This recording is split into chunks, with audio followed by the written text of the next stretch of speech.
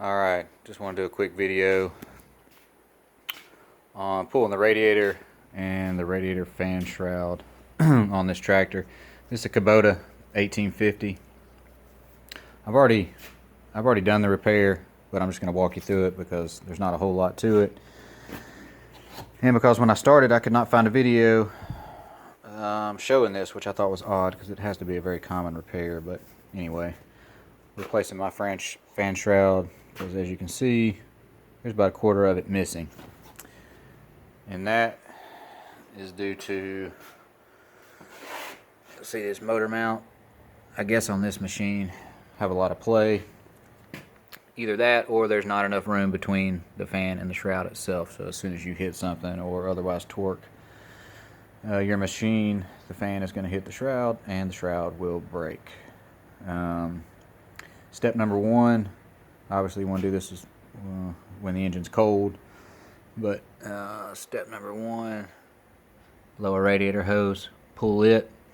There is a valve behind that to just drain the radiator if you have that extra joint and you can get to it, but for this there's no reason to, because you're going to be pulling the radiator hose anyway, so no reason to add an extra step. Pulling that lower radiator hose will drain the radiator.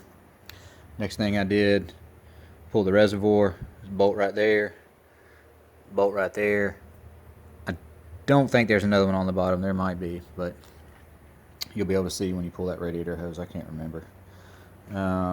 Pull the upper radiator hose, and then also this one for your reservoir, and then you'll also have to pull your air intake hose as well. The radiator itself is held on at 4 points. This bracket, there's a bolt on the other side right there, and then on the through the shroud into the radiator, the bottom of it, this bolt, and there's a counterpart on the other side. And then you will have to take all the nuts and bolts off for the shroud. Right here is one,